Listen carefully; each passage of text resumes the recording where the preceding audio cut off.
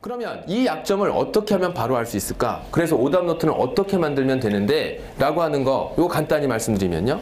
그냥 일반 문제 노트 준비하시면 돼요.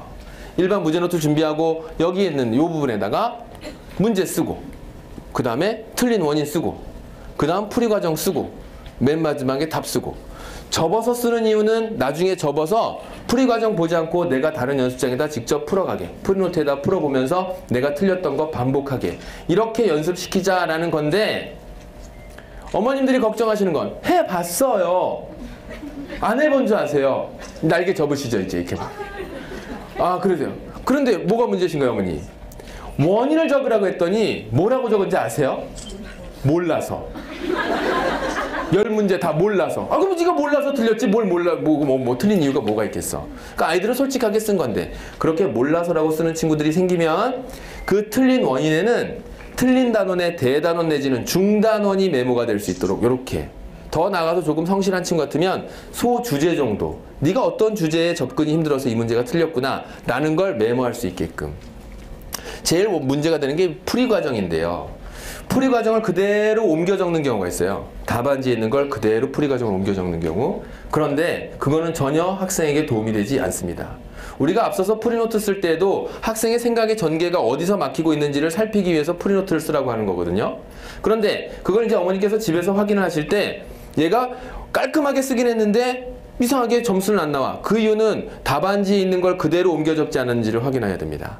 답안지를 보는 거는 괜찮아요. 보고 모르는 건 확인을 해야 되니까. 대신에 그걸 자기 말로 자기에게 스스로 얘기하면서 내가 모르는 사람이니까 네가 너한테 풀어갈 때 어떻게 설명해 줄래? 즉 자기가 쓰는 방식대로. 그런데 그것도 어떻게 해서 좀 기준을 정해줬으면 좋겠더라. 그래서 첫 번째, 네가 구하는 것이 무엇인지 찾아봐. 결국 마지막 문제상은 구해야 되는 걸 적어야 되는 거거든요. 두 번째, 수학 문제는 그냥 주지 않아요. 반드시 문제를 풀 수 있는 조건을 제시합니다. 그 조건을 가지고 문제를 풀어가야 되는데 그 조건을 가지고 문제를 풀어갈 때 이 조건의 활용에 있어서 자기가 배운 내용과 그 다음에 그것을 활용하는 부분, 요 부분들이 풀이 과정 속에 들어가 있으면 사실 이게 전부예요. 평가 요소.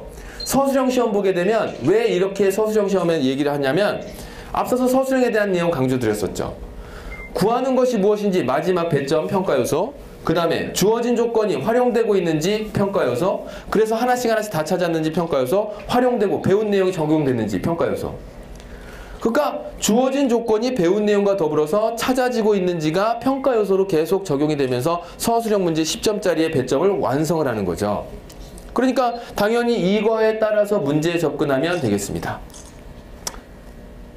벌써 표정에서 읽을 수 있어요 저는. 안다고. 네가 말하는 거 다 안다고. 다 아는데 그게 실제로 어떻게 되냐고. 내한테는 그게 안 된다고. 그래서 준비했습니다.